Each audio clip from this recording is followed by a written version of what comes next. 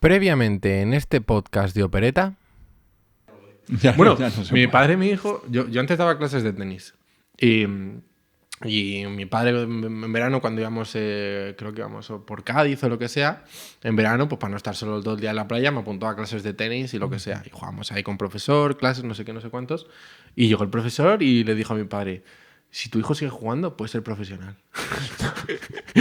Me encanta esa gente que se flipa mucho y llega y a ti mismo o a otros, ¿no? Esa niña va a ser... Sí, sigue jugando. Claro, o sea, mi prima de pequeña, es que he dicho esa niña, pero estaba pensando en mi prima pequeña, que aparecían de repente un tío random, ni siquiera un entrenador o no, uno que estuviera por ahí. Esa niña pinta bien, para el fútbol, porque mi prima jugaba mucho al fútbol de niña. Esa niña... Ojo, y ponían esta cara, que claro, que no se puede ver ahora, pero estoy poniendo caras. Se describe. La cara de esta niña sabe, yo controlo y sé que esa niña tiene que seguir jugando. Mark my words. Claro. Toma nota. Apunte usted, señor, que su hija... pues, evidentemente no. Ya. Señor. A mí me pasó, o sea, luego mis padres me forzaron... No porque mi prima no pudiera. Sí. Sino porque la gente le encanta hablar. Sí. Es que mi prima no se escucha, entonces, hola. Ya. Pero a mí me pasó eso, que le dijeron a mi padre en plan de apúntate ahí, que seguro que lo haces de puta madre. Y luego allí en Badilla, en el club deportivo, me apuntó. Fui un par de clases. Claro, yo a lo mejor me apuntó cuando tenía 7, 8 años, ¿sabes? Yo estaba jugando con chavales de 13, 14 años que me estaban haciendo... El bullying. El bullying. Claro. El bullying de la época. Y entre eso y que estaba perdido en mitad del campo y mi madre tardaba hora y media en recogerme porque se le había olvidado que tenía clase de tenis, pues al final como que... Se fueron juntando un montón de variables. Claro, de variables que dijeron en plan de, oye, pues a lo mejor lo del tenis tampoco... Que fueron disuadiendo al niño, ¿no? Lenta pero progresiva y segura. ¿No? Me pasó lo mismo con el inglés, porque en verano también mis padres me llevaban a un colegio de estos en plan que hay en verano, que es en plan, no sé si es el British o alguno de estos, en plan... Típicos que dan cursos de verano. Uh-huh. Y me apuntó por lo mismo, que tendría 6 años o algo así. Mi madre diciendo, es que el niño tiene que aprender inglés. Y yo con 6 años, que no había hecho un examen en mi puta vida, me pusieron con niños de 13 años a hacerme exámenes. Pero... Y yo preguntando a la profesora en plan de, oye, ¿esto cómo se hace? Y la profesora, pero si es un examen, no me puedes preguntar. Y yo, ya, pero es que no he hecho un examen en mi puta vida, ¿sabes? ¿Qué es un examen? ¿Qué es esto? ¿Cuál es la hora de la siesta? Yo quiero echarme la siesta. Pero yo, de todas maneras, veo ahí un patrón. Y yo creo que es que tus padres se han empeñado mucho en que fueras a clase con niños de 13 años. Todavía tenías 6 o 7. De ahí viene mi madurez. No sé. Es decir, ya ha pasado 2 veces en Discounting y luego en... Sí, yo creo que es que me apuntaban, o sea, en plan, no, tampoco en contra de mi voluntad. Bueno, sí, es que tampoco sabía si me iba a gustar o no. En esa edad apuntan y ya está. Hay pocas cosas en contra de la voluntad de uno. Sí, la verdad es que sí.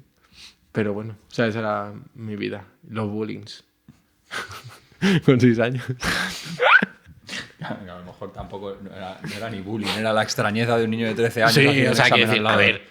O sea, el bullying era en plan, vamos a hacer equipos, tú tienes 6 años, no te voy a coger el primero, ¿sabes? Bueno, ya, claro. O cosas así. Pero bueno. Aquí, blanqueando el bullying. Creando bullying. No, blanqueando el bullying. Es verdad. Chavales, no hagáis bullying, por favor. No. O sea, si veis, si nos escucháis, si tenéis a un chaval más pequeño en vuestra clase o lo que sea, tratadle bien. Ahora que lo decís. Que es lo típico esto de en plan de al listo de la clase no le hagas bullying, que es para quien vas a trabajar en la esquina. Joder. Eso lo decían más de los profesores y todo. ¿Nunca te lo dijeron? No, a mí no. A lo mejor es que yo era el niño listo que hacía bullying. Entonces a mí no me vinieron a decírmelo. No. Hombre, sí.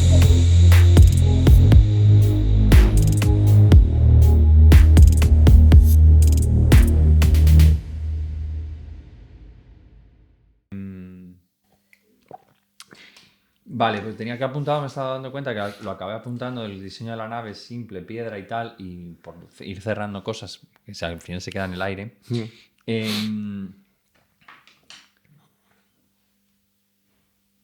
Todo lo que provenga de fuera, considero, o lo podemos plantear, que siempre vamos a verlo desde una perspectiva un poco iconográficamente, por lo menos aún, religiosa, inevitablemente, porque entendemos, porque la iconografía, porque Dios siempre viene de arriba. Entonces, cualquier cosa que venga de fuera necesariamente viene de arriba, a priori. Sí. Incluso, por ejemplo, en La Guerra de los Mundos, la versión que hizo Steven Spielberg, que las naves alienígenas salen de debajo de la Tierra, salen de debajo de la Tierra tras el evento en el que el alienígena viene de arriba y se mete en la nave. Sí. No sé si recuerdas. Como que empiezan a caer rayos y es que el alienígena se está metiendo en la nave. Sí, bueno, un recurso audiovisual y ya está, ¿no? Sí. Pero luego las naves salen de debajo de la Tierra, que también es como, joder, ¿en qué momento te viniste a la Tierra, enterraste tus naves y te fuiste? Ya, sí. Pero además luego como para terraformarlo raramente, ¿no? Sí. Es todo muy raro. Pero bueno, ahí falla, ¿no? Supongo. Planteo, creo. Pero bueno, eso, ¿no? Que al final, en el momento en el que algo viene de fuera, siempre vamos a... Y que flote o que vuele, etcétera, etcétera. Los superhéroes igualmente, ¿no? Siempre está muy vinculado a aspectos de... Cualquier cosa que tenga que ver con salirse de lo metafísicamente humano, necesariamente incluso lo alienígena. Lo alienígena desde esta forma, es decir, cuando vienen los alienígenas en Independence Day, se busca precisamente que la iconografía no sea divina. E incluso aún así, en películas de los 90 de alienígenas de este tipo así más catastróficas o más grandes, siempre hay algún personaje, creo recordar que en Independence Day pasa, como de divinizarlos. Sí. Lo hace también en esta película, pero lo hacen un poco menos, ¿no? O lo hace más transversalmente. Pero necesariamente algo desconocido, aparentemente superior, siempre vamos a vincularlo de alguna forma necesariamente con una iconografía, una valoración más religiosa o si acaso iconográficamente relacionada con la divinidad. Y también yo creo que se busca un poco esa sensación de asombro ante una forma de vida tan alejada de nosotros, ¿no? Al final es eso, son unas naves que aparecen de repente, también eso, ¿no? Muy alejadas de lo que entendemos por una... O sea, tiene espacial, un punto como más religioso por lo impertérrito de la imagen también, ¿no? Por por el saber estar de las naves, por decirlo de alguna manera, ¿no? Porque no emiten, ¿no? Es eso, no emiten ruido, no emiten sonido, no se mueven, no hay engranajes, es una piedra flotante. Sí, que no llegas a comprender. Es un guijarro gigante. Sí, y es eso, que no llegas a comprender ni... Claro, no te enseña, ni lo intenta tampoco, porque en otras películas estarían peleadísimos de cómo la nave funciona. Sí, lo único que te dicen, o sea, lo que comenta Ian, dice, ¿no? No, necesitan 18 horas porque si tienen que reorganizar la atmósfera. Porque tienen que hacer lo de la atmósfera, no sé qué, no sé cuántos, y el tema de que el material por el que está hecho es desconocido y ya está. O sea, en plan, es lo único que te comentan con relación a lo científico de su civilización, de su especie o lo que sea. Aquí estamos planteando eso, ¿no? Que al final la idea es... Sí, no, pero eso es en plan de... ¿Qué es lo que digo? En plan de que no dejan... O sea, dice que los heptápodos no dejan huellas, por ejemplo, tampoco. Entonces también le dan como más en plan de... ¿Han llegado a existir o no han llegado a existir? ¿Sabes? En plan de... Porque realmente no han dejado rastro ni pruebas ni nada más allá de, pues eso, todo el lenguaje. El lenguaje que nos han dado, ¿no? Sí, pero que incluso aún así podríamos plantear que no sé cómo decirte, que audio, y eso es la pregunta realmente que te hago, es tú consideres que no da la sensación, o si lo consideras pues que es así, de que audiovisualmente luego sí que se recreen esas cosas de más de ciencia ficción que sería fácil recrearse, ¿Que si las recrea o que si no? Que si se recrea en ellas. No que las recree en un sentido de... ya, en plan como de que sí que se detenga explaya, a lo mejor, ¿no? en pues cuando manda, por ejemplo, el ascensor, ¿no? Que a lo mejor pues que no hay planos de... son planos muy lejanos. Sí, salvo... Sí, bueno, pero es lo mismo. O sea, son planos muy lejanos, pero todos... Muy desde la perspectiva de Luis. Incluso sí, a eso me refiero. En ese momento es cuando empiezas a percibir que está teniendo... Que lo que está viendo son flash forward, no flashback. Y es, pues eso, en plan de... Además, justo ahí es la conversación que está teniendo con su hija, en plan de, oye, ¿cómo se dice lo de cuando están, cómo estás haciendo una competición, no sé qué? No sé qué de Suma Cero. Nunca me acuerdo de eso. Pero... Joder, no me acuerdo la frase. Pero bueno, eso, que ahí te das cuenta de que lo que está teniendo son flash forward. Que ella se ve en plan como en la nave, que lo que está viendo son flash forward, que está viendo como el ascensor, eso es un flash forward y es como... Vale, sí, pero que digo que a lo mejor Villeneuve podría haber cogido ahí la cámara y haberte mostrado como más de cerca cómo la escotilla se abre y cómo se pone en marcha el ascensor y cómo, me explico, como que no hay esa idea de ciencia ficción a veces como de para hacerlo más ciencia y menos ficción te enseño inventados y probablemente totalmente infructuosos como engranajes o maquinaria que se pone en marcha. Sí. Que no hay nada de eso en la película, ¿no? No, o sea, en plan, lo máximo yo creo que sería... el momento en el que se le cierra el ascensor y que se le vuelve a abrir, porque eso es típico plano, en plan, pues eso, como de puerta, en plan de que se abre desde arriba y que se abre por arriba y por abajo a la par, que no es, pues eso, que es bastante desconocido, no desconocido para nosotros, pero quiero decir que es un recurso muy utilizado en ciencia ficción, de puertas grandes que se abren así para empezar a mostrarte algo desconocido, completamente abierto.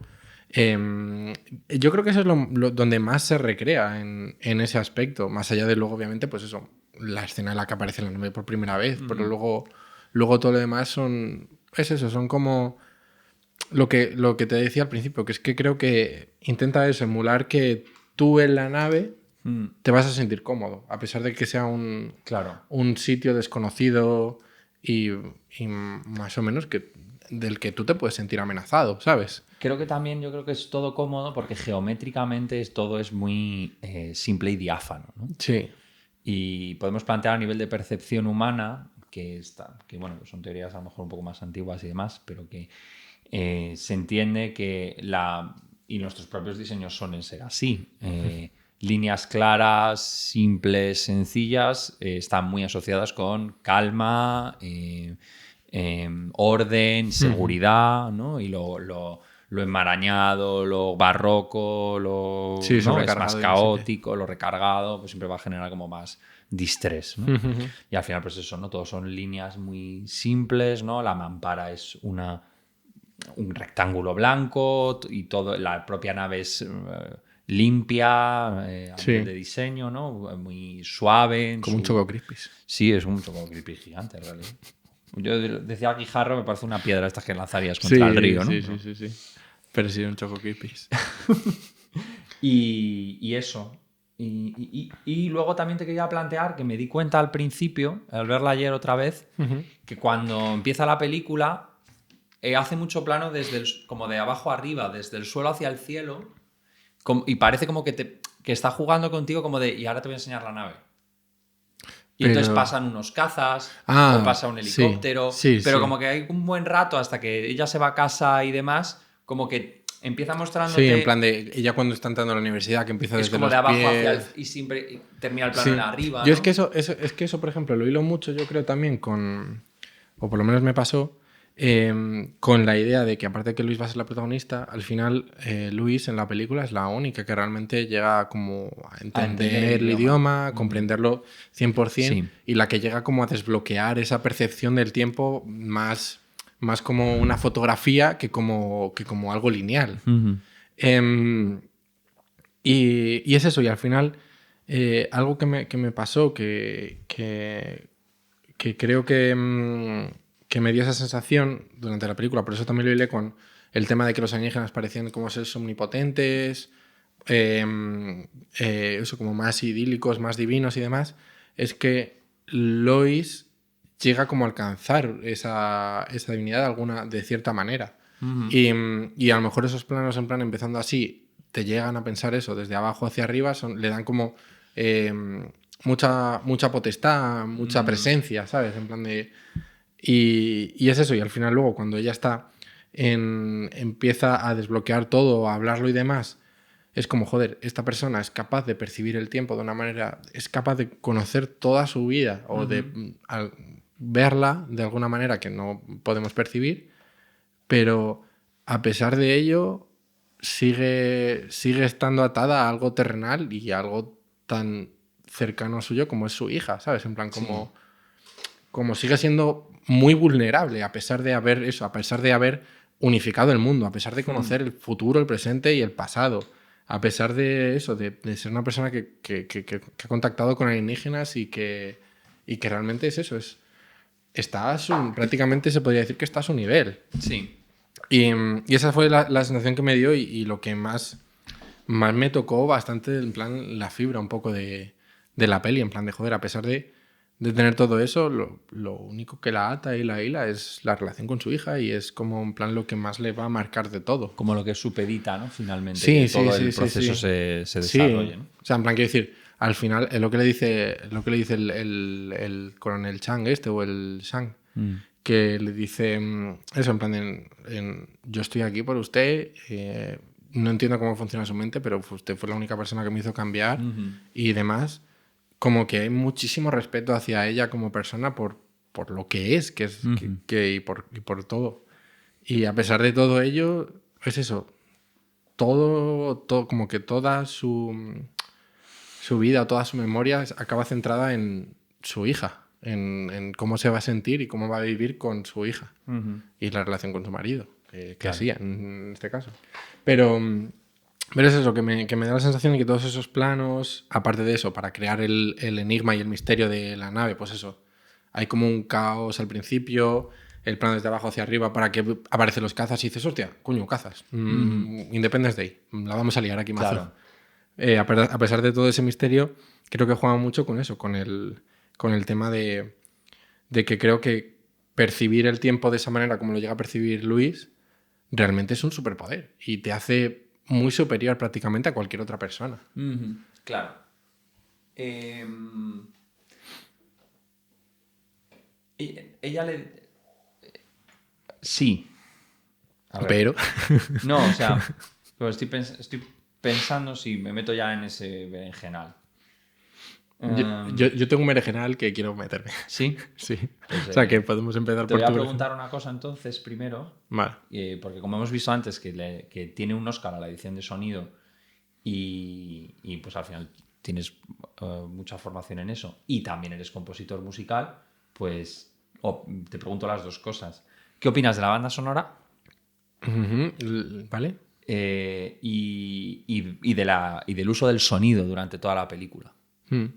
Ya entendido como global, no solo ya la banda sonora. Bueno, el Oscar esta película, acabamos de descubrir que el Oscar se lo llevó a la edición de sonido. Yo no tenía ni idea. Y la verdad es que no me sorprende. O sea, tampoco sé ese año quiénes estaban nominadas, pero no me sorprende para nada. O sea, es muy... O sea, al final... Esta película creo que fue después de Interestelar. Y al final Interestelar es verdad que marcó pues como un referente dentro de lo que es la edición sonora y las bandas sonoras dentro de este género de ciencia ficción, viajes espaciales, interestelares, pues sí. Eso, con sintes muy oscuros, muy graves, con cuerdas y chelos en plan así como marcando órganos, mucho una nota, órganos, en plan eso como... muy oscuros, con brillitos justos para crearte tensión y disonancias, para eso, para mantenerte en ese estado, que al final, incluso dentro del diseño sonoro de lo que serían las voces de los alienígenas, no dejan de serte familiares dentro de lo que cabe, porque son como... O sea, primero, aparte de que son sonidos que percibimos, son sonidos que podemos relacionar con ballenas, eso, con ballenas. Yo pensé en ballenas. Sí, son muy similares a eso, como a ballenas, como a... O sea, tienen una armonía luego dentro con la que juegan en la película incluso, dentro de la composición. No sé si realmente llegan a tener un leitmotiv. La verdad es que no me fijé en eso en exceso, más allá de las sensaciones de tensión y demás que te genera, sobre todo, por ejemplo, en la primera escena, cuando llegan ahí a la nave, que todo es... Eso es brutal. Que es brutal. La banda sonora es la hostia, con esas subidas en plan de tensión de... Sí. ¿Sabes? En plan, eso me moló muchísimo y me parece increíble. Toda esa escena a mí me parece espectacular. Es que es increíble. A todos los niveles. ¿eh? Sí. A nivel de cómo te va impactando psicológicamente, te va obligando a posicionarte frente a la película de una nueva forma, porque es como... Ya no es solo que te voy a romper la cabeza visualmente, es que tienes que entender que lo que te voy a enseñar con esta película no se parece a ninguna película que has visto antes. Sí.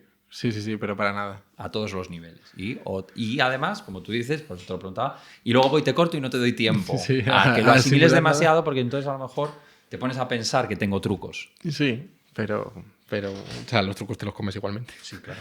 Pero sí, es eso, juega mucho con la mezcla de eso, muy basada sobre todo eso está claro, en Interstellar.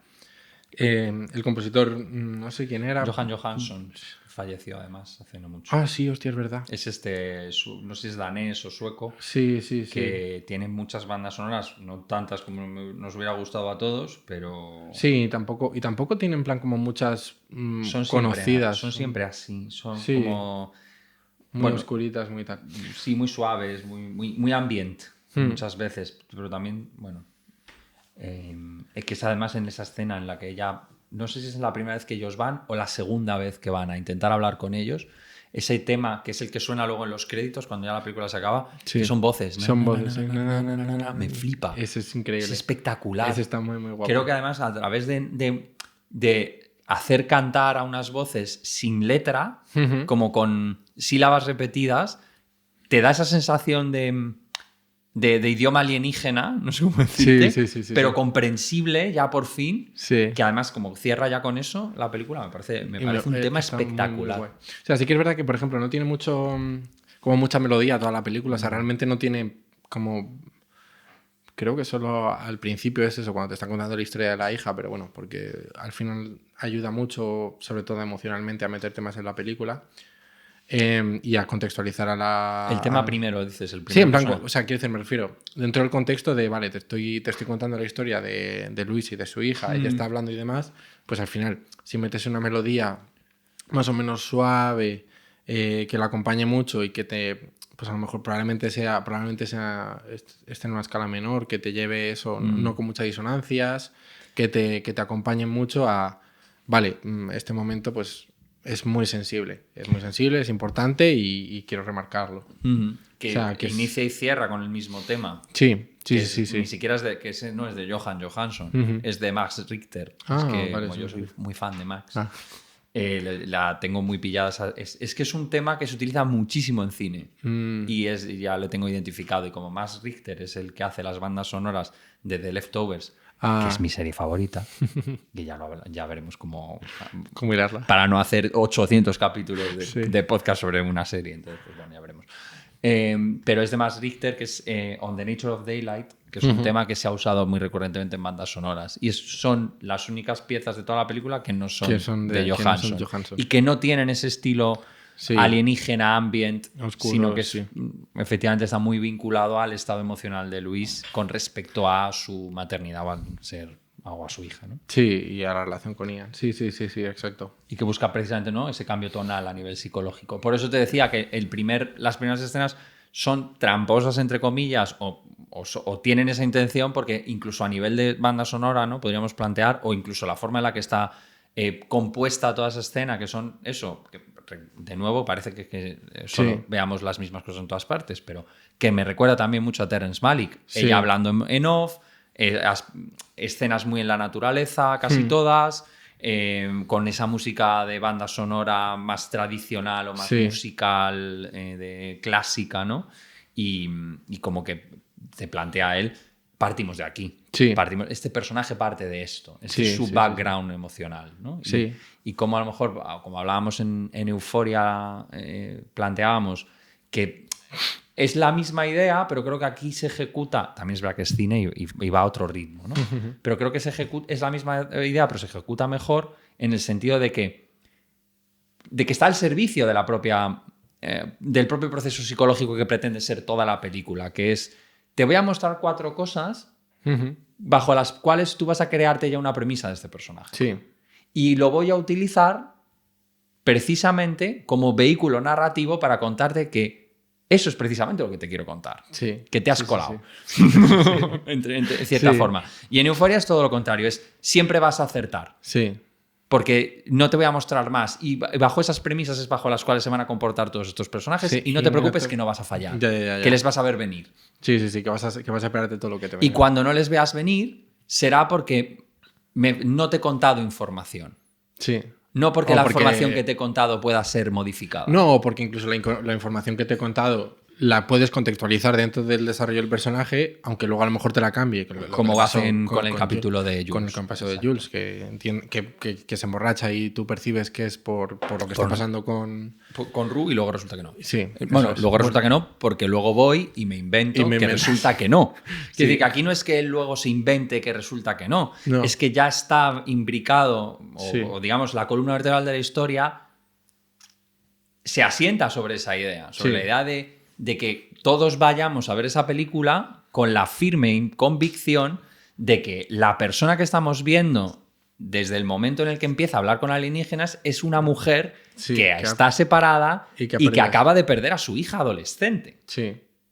Que por eso también está súper bien escogida Amy Adams, porque está en un estado de físico, de edad, muy indeterminado. Que en Hollywood además es poco usual, porque ¿qué edad tiene Amy Adams? Ni puta idea. No nos importa. Pero entra en todas las partes. Sí, porque la primera de Superman, en teoría, se suponía que estaba joven y demás, pero tenía su... No, Amy Adams tendrá ya fácil 40 y muchos. Sí.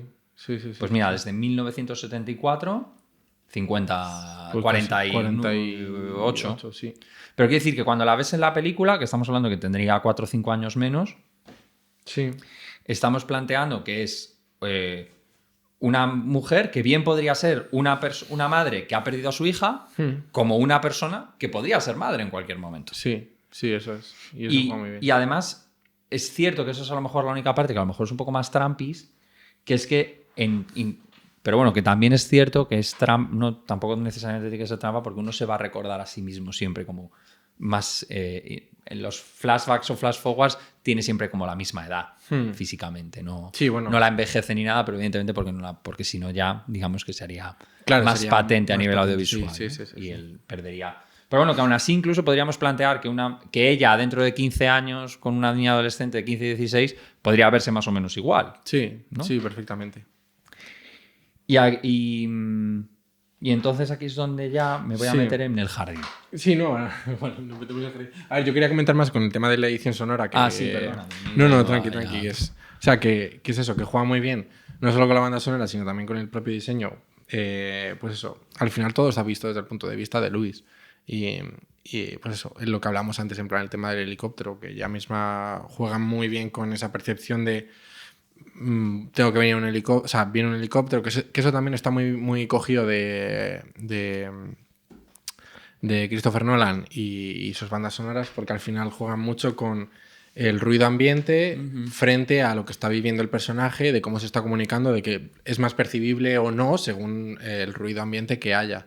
Al final ella está en un helicóptero, es todo ruido ambiente, está súper desubicada porque acaba de ser contratada para ir a hablar con alienígenas y es eso, es como una percepción de mucho ruido, mucho tal, hasta que se ponen los cascos, entran como en una pequeña burbujita por los propios cascos y tienen su primera conversación con Ian. También, por ejemplo, el primer contacto que tiene con los alienígenas, no es la primera vez que entran, sino cuando ponen la mano con el cristal, juega muy bien porque no te plantan un jump scare, ¿sabes? Típico en plan de pongo la mano y ¡pum! Y ¡hostia! Joder, qué susto. No, o sea, el susto es visual y ya está, porque el sonido es el que hay en la sala, es el que está escuchando y viviendo Luis. Y mola mucho y también te ayuda mucho a hilar el tema de, vale, a pesar de estar en un sitio completamente ajeno, estoy seguro aquí, ¿sabes? Y tienen contacto en plan de cercano conmigo. Luego, o sea, y las partes esas donde más luce o más brilla la banda sonora de Johan Johansson viene a raíz de los momentos esos más tensos, que son la entrada de la nave, la canción a capela del principio y del final, que está muy bien, que sobre todo que esa también suena cuando cuando se encuentra con ellos. No sé si es la primera vez que ya va a hablar con ellos no es cuando más. Es que hay otro tema que también está muy guay, que es cuando Ian está contando cómo son los septápodos, en plan, mola más. Que esa también mola mucho, que viene, que es eso, que al final no tiene tanto pad, tanto grave y distorsionado y demás para hilar lo mismo. Son como unos acordes muy, muy ligeros, muy agudos en piano. Sí. ¿No? Como... Sí. Y él va contando, ¿no? Es como de documental. Eso es, sí, ¿no? sí, un exacto. poco, es verdad. Exacto. Además, y lo hila la muy propia bien. voz de Jeremy Renner coge como ese cariz, ¿no? Está sí, como, en plan de... como de hemos voz. entendido que sí, que los heptópodos del... O sea, de hepta de 7, podo de patas, no sé qué, no sé cuántos. Toda esa parte mola un montón. Esa mola mucho porque te los ubica también en plan de... Hostia, que a pesar de que sean alienígenas, es verdad que los están estudiando... Y te enseñan, que es cuando que ahora entraremos en plan el tema de la percepción del tiempo, de por qué escriben como escriben y yo todo creo que eso. te limpia la cabeza también, sí. Fíjate. Sí, te ayuda. Y marca te ayuda... el viraje, ¿no? Temático y tonal de la película. De repente es como, ya nos llevamos bien, ya sabemos que son buenos. Sí. Y ya sabemos que bien. Hasta que luego obviamente pasa lo que pasa, que es cuando en las noticias se desvela que se ha colado una foto del heptápodo y ya es cuando entra el caos, que también esa parte creo que la hemos dejado un poco de lado, que es la reacción que tiene el mundo a la llegada de los alienígenas, que también es importante, en plan, el caos que te montan, cómo reaccionaría en plan nuestra civilización, una sociedad en plan como la nuestra a la llegada de unos alienígenas. En plan, obviamente habría de todos lados. Disturbios, reacciones religiosas, reacciones violentas, reacciones pacíficas, de todo, evidentemente. Sí. Pero creo que no le interesa demasiado a Villeneuve. No, para nada. Por lo que tú decías, porque al final el centro es Luis y su historia personal y la forma en la que la percepción de uno mismo puede cambiar en un momento dado. Pero evidentemente no lo obvia y genera contexto, ¿no? Para que la película no parezca una película parte, de alienígenas, ¿no? Más y diferente si no te saque la película. Sí. Y yo creo que también lo hace poco a poco y paulatinamente bien para justificar una cosa que es un poco Deus Ex Machina, yo creo, que es lo de la detonación en la nave. Sí. O sea, bueno, un Deus Ex Machina es un tirar la historia, precipitar la historia hacia adelante, ¿no? Sí. Creo que deberíamos, también es verdad que a lo mejor, igual que explicamos lo que es el salto de eje, deberíamos explicar que es un Deus Ex Machina, ¿no? Sí. Bueno, a ver, joder. Es una figura, digamos, literaria muy antigua, porque viene Deus Ex Machina es del griego, y es porque ¿es del griego o del latín? Creo que es del griego, pero no sé. Bueno, sigue. Ahora lo busco. Creo que es latín, ¿eh? Ah, vale. Pero bueno, la cuestión es que en las obras clásicas, en un momento dado de la historia, siempre aparecía un dios a ayudar. Latín, es sí. latín, ¿no? En las obras clásicas, en algún momento, claro, como están vinculadas a la divinidad, a los héroes les ayudaban dioses. Entonces, era la forma, en más, digamos, en esas historias, vamos a denominarlas primitivas en el sentido de ser más antiguas. Era una manera muy útil de poner en marcha, de sacar de momentos en los que humanamente a lo mejor sería muy difícil salir, pues aparecía un dios montado en un carro, montado en un caballo, montado en algo, y salvaba o solventaba la situación por el héroe. Sí. Entonces a eso... Era una máquina que se utilizaba para desarrollar y para desarrollar y facilitar el guión y el... Exacto, el avance narrativo, ¿no? Entonces es Deus Ex Machina, es el dios en la máquina. Sí. Entonces... Es verdad que luego se ha ido coloquializando a más cosas y entendemos un Deus Ex Machina como una cosa que se justifica por sí misma y tira para adelante y sí, en plan, ya está, ¿no? Pues, ¿cómo lo justifico? Pues metiéndolo un poco a pulso. O sea, en plan de... Un poco lo que hemos hablado en otras ocasiones, a veces se puede ver como un Deus Ex Machina el que un personaje se entere de algo por la tele. Sí, en Prometheus. Bueno, en Deus Ex Machina sí que sería eso, pero por ejemplo en Prometheus al final hay uno muy gordo, spoiler alert. No, hostia, he pensado en Prometheus en esta peli también. Sí. Sí, pero por las figuras, por los... Y por las la nave también así en piedra negra, ¿no? Todo eso. Sí. Pero bueno, eso que al final en Prometeu se bajan como todos de la nave intentando investigar qué es lo que está pasando, tal, no sé qué, no sé cuántos, y hay un momento en el que el capitán de la nave, que no se ha bajado en ningún puto momento de la nave, te explica toda la película. No me acuerdo, pero pues sí, pues eso sería una justificación y un Deus Ex Machina, igual que por ejemplo el profesor de La Casa de Papel también se podría considerar un Deus Ex Machina. Es verdad que eso lo hemos dicho en capítulos anteriores. Sí, que al final no deja de ser una trampa, en plan de... Pues lo típico, el girito de estamos aquí atrapados, no sabemos qué va a pasar, y luego resulta que el profesor lo tenía todo pensado. Eso es una trampa. O sea, tú te puedes inventar un problema sabiendo que la justificación va a ser, no, es que ya lo sabían de antes. es un poco trampa. Y ese es un poco también Deus Ex Machina. O incluso en la Guerra de los Mundos. En plan que los alienígenas se mueran por bacterias, no deja de ser un Deus Ex Machina. Sí, bueno... Sí, realmente sí. O sea, en plan, vamos a ver bien, los alienígenas en serio han hecho un pequeño estudio medioambiental para saber si podemos vivir o no. O sea, sí, es verdad, enterramos las naves, no vinimos, y cuando vinimos a morir. Porque no se nos pasó por... Nos protegimos de la peste, pero claro, que la peste ya... no hemos pensado con el coronavirus, no hemos pensado en ébola, no hemos pensado nada más. No, pues sí, eso. Sí. Y es verdad que a lo mejor la película lo hace... Yo creo que aquí en La Llegada a lo mejor no se valora, no lo podríamos a lo mejor valorar tanto como un Deus Ex Machina, aunque literalmente, el militar se podría considerar en un momento dado una figura de poder y se monta en una máquina para subir las bombas y ponerlas. Y es cierto que eso precipita la narración, pero también es cierto que cuando valoramos este tipo de cosas a nivel narrativo o a nivel, digamos, audiovisual,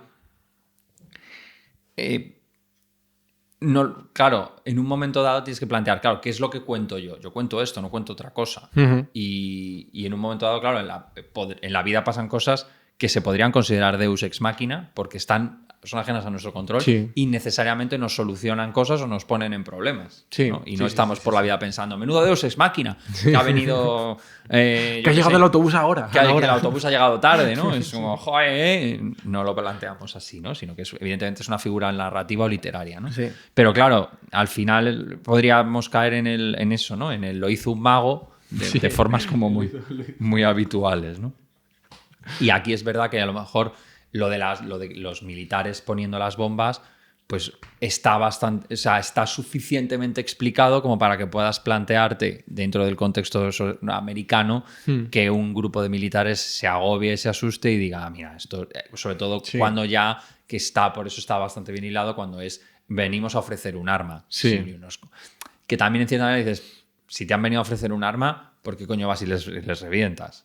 Claro, a ver, estás quedando sin la oportunidad que te la ofrezcan a ti. Sí, no sé. Eso es, bueno, a ver, es un poco raro, pero ¿qué es eso? Que al final deja de ser una amenaza o lo que sea, y sobre todo es eso, que en plan, si al final el arma te lo enseñan a ti, también se lo están enseñando a China, y que yo creo que a Rusia, en el fondo se lo están enseñando está esa cosa de muy americana de posicionarse como más poderosos. Sí. ¿No? De yo puedo acabar contigo. Sí, yo soy la potencia. Ya te voy a poner, esa es una advertencia, ¿no? Uh-huh. Y también el hecho, pues que al final, y es verdad que le hace más planos de los que yo recordaba a ese militar desde el principio. Sí. Y ya te hace planos como de una persona más desconfiada o más asustada o más en un posicionamiento más tradicional de película de aliens de ojo, estos vienen a por nosotros. Sí, ¿no? sí. Y al final pues está justificado y evidentemente pues sí que es verdad que ya precipita ciertas cosas. Pero no precipita todas desde ahí, porque es verdad que la nave se aleja esa y no las otras. Uh-huh. No te plantea que digamos que se han comunicado entre ellos sino que es esa nave y el resto de cosas siguen estando, digamos, en manos de las relaciones humanas y de cómo esos equipos han dejado de hablarse, etcétera, etcétera. Pero sí es cierto que te deja un ratito, un pozo de... Has metido esto para acelerar. Sí. Pero bueno, es normal también, ¿no? No, y da las sensaciones de que está bien hilado. Y la escena es brutal, de todas maneras. Sí, joder. Es decir, que puestos a hacerlo, lo hace de la hostia. Joder, la explosión, como el Heptápodo pone el golpe empujándolo para luego que ellos se quedan ahí flotando en la gravedad. Esa escena es una maravilla. Increíble. Y además, muy increíble. Mola también porque... y aquí es donde yo creo que la termina de justificar muy bien. Y es que podemos entender que ese heptápodo ya sabe que eso va a explotar. Sí. Y el otro también. Eso ahora quiero entrar porque aquí es cuando empieza la mandanguita. Claro, aquí empieza ya el rollo espacio-temporal, regreso al futuro. Aquí cuando empezamos en plan de ya, pues eso. Pero claro, podemos plantear eso, ¿no? Que al final es... y voy metiendo cosas. Si el lenguaje es la cosa que posibilita que yo me experimente a mí mismo y por lo tanto me dé identidad, y yo tengo esa experiencia de mí mucho menos lineal, yo no puedo salirme de mí igualmente. Uh-huh. Y por lo tanto, si yo he venido aquí a cumplir mi propósito pasa por explotar. Y no voy a evitar que explote. Vale, sí. O sea, es que este es el dilema que o sea, la primera vez que vi la película me lo planteó Y la segunda vez que lo hemos visto, también me la he planteado igual.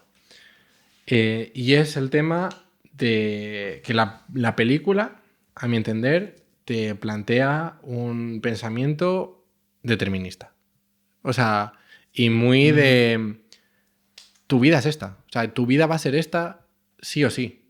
O sea, quiero decir, en el sentido de que te plantean la percepción del tiempo y por tiempo también memoria de una manera como una fotografía. O sea, quiero decir, mi vida es esta fotografía y en esta fotografía plasmo lo que desde mi infancia hasta mi muerte. Y todo lo que hay en medio es lo que yo he vivido, estoy viviendo o voy a vivir. O sea, en plan, quiero decir, porque es eso, Luis vive el momento en el que el coronel Sang le da el teléfono y está viviendo el momento en el que está llamando por teléfono. No es algo que vaya a vivir, no, lo está viviendo. O sea, en plan, la percepción es que todo lo que ella ve y vive es en ese momento. O sea, quiero decir que no hay tiempo lineal de... O sea, no es... Ahora vivo esto o voy a vivir esto y como sé que voy a vivir esto, hago esto ahora. No. Yo estoy viviendo esto y como estoy viviendo esto, también estoy viviendo esto. O sea, es la percepción. Y entonces, por eso, en el momento en el que... Cuando ella dice como que acepto a mi hija, no sé qué, no sé cuántos, como acepta que va a tener su hija, lo que yo entendí es... La vas a tener sí o sí. O sea, quiere decir que, aunque tú le digas a tu marido, nuestra hija se va a morir, tú vas a seguir teniendo a esa hija. Y la vas a seguir teniendo con él. Porque ya lo has vivido. O sea, porque ya lo has vivido y ya lo estás viviendo. Entonces, no puedes alterar el futuro porque no alteras el futuro. O sea, tu vida ya es como que tu vida ya está vivida, entre comillas. En plan, no puedes hacer nada al respecto. Entonces, la cosa es ya, pues, como a lo mejor lo afrontas o lo haces o no o que cómo aceptas tú eso. Pero vas a vivirlo y eso es en plan como lo que más me folló la mente, en plan de decir, joder, es que literalmente no sé cómo percibiría, o sea, en plan, de qué manera pueden llegar a como percibir ellos los alienígenas la vida, porque es eso lo mismo, en plan de creo que es Abbott el que muere, el alienígena que muere, o Abbott o Costello, no sé, uno de los dos es el que muere.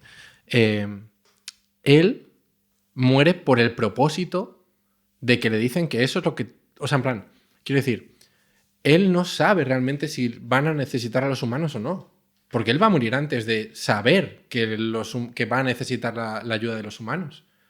Pero aún así va y lo hace porque... Es que esa es la mayor... Porque es su vida la que... O sea, porque él ya está determinado a vivir eso, ¿sabes? Fíjate en una cosa. Dicen, dentro de 3.000 años necesitaremos la ayuda de los humanos. ¿No? Dices... Si yo no percibo el tiempo de forma cíclica, yo puedo ver el futuro, ¿no? Técnicamente. Sí. ¿No? Él dice, ¿no? Estás viendo el futuro, ¿no? Cuando ya se ponen a hablar cara a cara. Pero claro, salvo que los heptápodos vivan 4.000 años, ¿de qué forma tiene un heptápodo de saber que dentro de 3.000 años va a necesitar a la humanidad? Claro, la movida es esa. Porque la experiencia es acumulativa. Entonces... Si yo puedo decir desde el pasado cosas que sabré en el futuro, se las puedo decir en el futuro de una persona que en su pasado se las podrá decir a otro. ¿Me explico? Entonces, de repente, la experiencia de civilización es muy diferente también. Claro. Porque yo sé que dentro de 3.000 años os vamos a necesitar... Porque mi padre lo sabe, por su padre... O sea, claro, porque claro. no, sí, no, porque mi hijo lo sabe... Mi nieto lo sabe... Porque yo lo sé por mi bisnieto. ¿Me explico? Claro, o sea, sí. Claro, pero entonces... Eso es jodido. O sea, en plan, es que eso también es tramposo. Y eso no lo pueden cambiar. Ya. Porque entonces no vendrían. No vienen a cambiarlo. Vienen a hacerlo. Porque no pueden no hacerlo. Claro, pero entonces, o sea, la movida es entonces... Porque es una cuestión de percepción, claro, pero entonces, no de viaje en el tiempo. Sí, eso lo entiendo. Pero entonces, ¿por qué te plantean entonces que son individuales y no mente colectiva, porque realmente todo ese pensamiento viene a raíz de una mente colectiva, realmente. Viene a raíz de una forma muy distinta de conocer colectivamente. Vale. Pero no que seamos... Eso no implica que sean una mente colmena. Yo tengo mi individualidad, pero yo puedo saber cosas ahora que sabré de mayor cuando mi hijo me las cuente. Y a su vez, mi hijo puede saber cosas que sabrá como abuelo que me podrá contar a mí porque se las cuenta su nieto. Y por lo tanto, yo ya puedo saber lo que sabe mi nieto. El nieto de mi hijo. Mi bisnieto. Sí. Ahora, sin ni siquiera tener hijo. Claro. ¿Me explico? Sí. Pero no en un sentido de viaje en el tiempo. Es decir, que no es que ya el tiempo no lo viven de forma lineal, no significa que lo vivan de forma circular. Significa que no lo viven de forma lineal. Sí, eso es que es una fotografía, que al final la percepción... No exactamente, porque es la memoria lo que en un momento dado es fotográfico. Lo que yo creo que intenta mostrar, que es donde me meto en el jardín, en la escena en la que habla con el general por primera vez, en la cumbre de celebración, ella está en el presente en ese momento. Su presente es ese, es el de yo no le conozco a usted. Sí. Pero él está en su presente también, en el que sí que la conoce porque ya habló con ella. Sí. Pero su forma de percibir es que por primera vez estoy percibiendo eso. Pero para yo poder percibir eso así, yo ya he tenido que hacer lo otro. Sí. O sea, no es una cuestión de viaje en el tiempo. No. Es una cuestión de cómo psicológicamente yo me posiciono por primera vez en las cosas. Entonces, mi primera vez ahí es así. Pero es imposible que fuera de otra manera, claro. Porque para poder ser de otra... Y es determinista y no a la vez. Porque nuestro tiempo es determinista igual. Yo ya no puedo cambiar lo que hice ayer. Sí, no, pero o sea, quiero decir, no es tanto como lo que cambia, ¿no? O sea, es que, por ejemplo, lo planteaba con la hija, porque al final todo viene a raíz de la hija. O sea, si ella ya ha vivido, porque realmente no es memoria, son presentes lo que yo entiendo que vive ella con su hija. Pero ella ha vivido momentos como lo que al final nos muestra es que ha vivido momentos muy puntuales. Sí, bueno, pero esos momentos puntuales no dejan de ser he estado casado con Ian, he tenido una hija con Ian y esa hija ha muerto con Ian. O sea, que eso lo ha vivido. Y al haberlo vivido... claro, ya le dice. Ya echaba de menos tus abrazos. Claro, cuando la abraza por primera vez. Cuando la abraza por primera vez. O sea, quiere decir que todo eso ya lo ha vivido. Y al haberlo vivido, por mucho que tú... No es que claro, es que esa es la cuestión. O sea, no lo ha vivido, lo recuerda. Bueno, lo recuerda, pero... Como vivencia. Como vivencia, pero yo no. va... O sea, quiero decir, si tú lo miras de forma lineal, o sea, como tiempo lineal, eso va a pasar. Sí. O sea, quiero decir, es imposible que no pase. O sea, imposible. O sea, ni aunque se suicidase, no pasaría, porque... La cuestión es que no te quita lo que yo planteo es que percibir el tiempo de esa forma no te quita el libre albedrío. Facilita, en todo caso, que seas más propositivo. Pero no te quita el libre albedrío. Claro, pero la cosa es... Quiero decir... También tenemos que plantear que esa es la forma en la que ella, como humana que ha aprendido el idioma, lo experimenta. Claro, obviamente. O sea, quiero decir que tampoco... O sea, que es lo que te digo, que no... O sea, que por eso mi cabeza en plan como que explotó un poco cuando empecé a entender la película de esa manera y a percibirla, que es como... ella vive la primera vez que conoce a Shanks al general en la cumbre. Y lo mismo que discutimos en plan la primera vez, que dice ella como... había olvidado tus abrazos. En plan, no se sienten tus abrazos. Y es la primera vez que la abraza. Y dices, ya, pero si realmente tu memoria y tu percepción del tiempo ya no es lineal, sino que es como una fotografía. O sea, como una fotografía me refiero en el sentido de que puedes verlo todo, toda tu vida, en cualquier momento. Toda no. Toda la experimentada y recordada hasta ese momento. Claro, en algún momento tiene que haber una primera vez para todo. Pero no todo a la vez, porque eso implicaría ser eterno.